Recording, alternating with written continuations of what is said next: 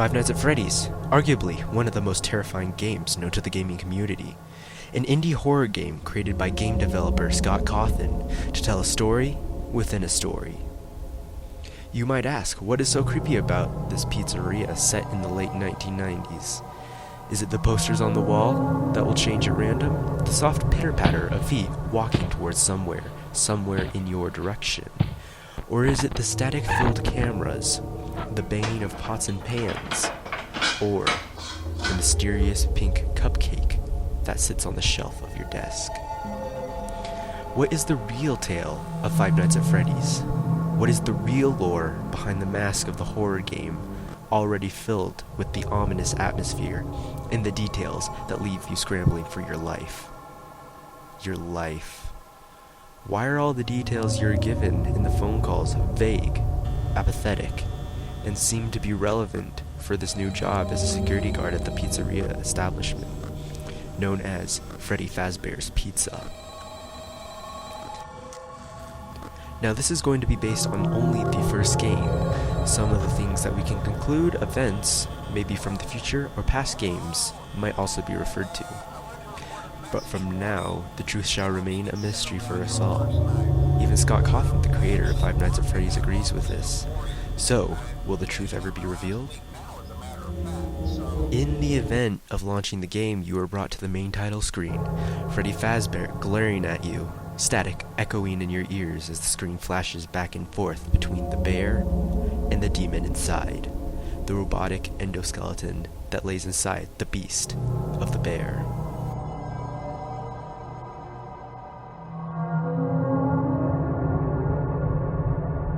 The drab office you're placed in is filled with so many things that start to lead your mind astray from the task at hand.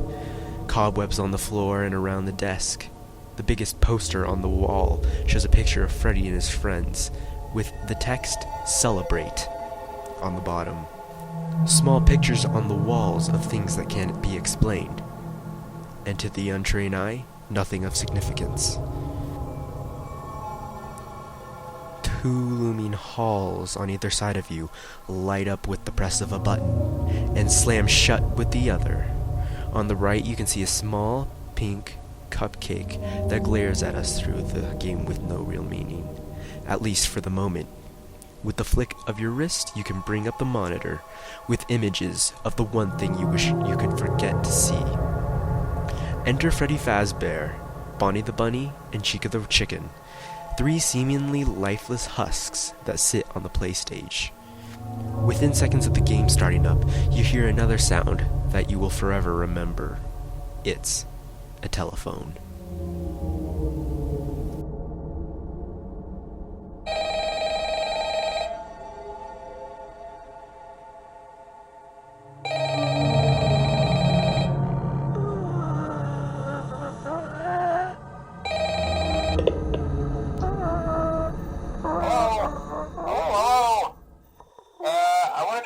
Message for you to help you get settled in on your first night. I actually worked in that office before you. I'm finishing up my last week now, as a matter of fact, so I know it can be a bit overwhelming, but I'm here to tell you there's nothing to worry about. You'll do fine. So let's just focus on getting you through your first week, okay? Let's see. First, there's an introductory greeting from the company that I'm supposed to read. It's kind of a legal thing, you know. Welcome to Freddy Fazbear's Pizza, a magical place for kids and grown-ups alike, where fantasy and fun come to life. Fazbear Entertainment is not responsible for damage to property or person. Upon discovering that damage or death have occurred, a missing person report will be filed within 90 days or as soon as property and premises have been thoroughly cleaned and bleached and the carpets have been replaced. Blah, blah, blah. Now, that might sound bad, I know, but there's really nothing to worry about. The animatronic characters here do get a bit quirky at night, but do I blame them? No. If I were forced to sing those same stupid songs for 20 years and I never got a bath, I'd probably be a bit irritable at night too. So remember, these characters hold a special place in the hearts of children, and we need to show them a little respect, right? Okay. So just be aware, the characters do tend to wander a bit, They're left in some kind of free roaming mode at night. Something about their servos locking up if they get turned off for too long. They used to be allowed to walk around during the day too, but then there was the bite of 87. Yeah. It's amazing that the human body can live without the frontal lobe, you know? Now, concerning your safety, the only real risk to you as a night watchman here, if any, is the fact that these characters, if they happen to see you after hours, probably won't recognize you as a person. They'll most likely see you as a metal endoskeleton without its costume. Now, since that's against the rules here at Freddy Fazbear's Pizza, they'll probably try to forcefully stuff you inside a Freddy Fazbear suit. Now, that wouldn't be so bad if the suits themselves weren't filled with cross beams, wires, and animatronic devices, especially around the facial area. So you can imagine how having your head forcefully pressed inside one of those could cause a bit of discomfort and death. The only parts of you that would likely see the light of day again would be your eyeballs and teeth that pop out the front of the mask. Yeah, they don't tell you these things when you sign up. But hey, first station of the breeze. I'll chat with you tomorrow. Check those cameras and remember to close the doors only if absolutely necessary. Gotta conserve power. Alright, good night. Now we see what we might have gotten ourselves into. A haunted pizzeria, you might ask? Most definitely. Scott even confirmed it on the Five Nights at Freddy's page on Steam. But that's not all to the story, even though we're less than 5 minutes into the game. The phone guy says some key things in the phone call that gives us important details to the game, such as to keep the animatronics out of the room. If this happens, death will soon follow. But what relevance did all the other information have? Surely it wasn't just filler information, was it? In the way the phone call does give important details to the game itself, but it gives information necessary to the story, the real story. At the beginning of the phone call, there's an introductory statement from the company, stating that in an event of injury or death, Fazbear Entertainment is not liable for anything that happens to you on the job. Then it goes on to say that in this event that this happens, a missing persons report will be filed within 90 days, and the carpets will be thoroughly cleaned and bleached. First time hearing this, one might see this as information to creep you out, no? But what if we think about what we just heard? The information about this twisted and sick company. Putting all this information in the greeting for new employees shows that this has happened before. Not only some sort of injury on the job, but death. Something as horrific as to have the walls and carpets and floors plastered with blood. Yes, this is to creep out the player, but the mind isn't thinking about that.